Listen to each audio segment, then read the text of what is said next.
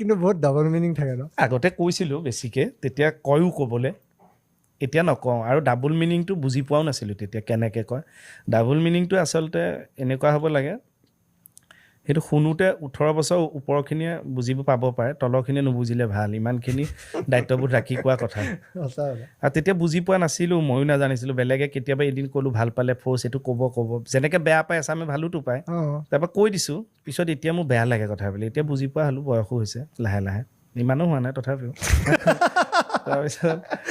এতিয়া সেইকাৰণে নকওঁ আৰু ক'ব লগা হ'লে খুব সাৱধান হওঁ যাতে ইয়াৰ ইম্পেক্টটো একো বেয়াকৈ নপৰে এটা সামাজিক দায়বদ্ধতা কিন্তু নিজে আহি যায় একদম আহি গৈছে কিয় সেইটোৱে মানে ক্ৰিয়েটিভ লিবাৰ্টিটো ক'ৰবাত ৰোধ নাই কৰি নহয় নিদিয়ে নে মানে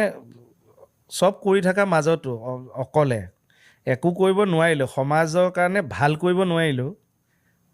ক্ষতি কৰা কামটো নকৰাকৈ থাকিব পাৰিম ভিডিঅ'টো যদি ইমানলৈকে চালে প্লিজ চেনেলটো ছাবস্ক্ৰাইব কৰিবলৈ নাপাহৰিব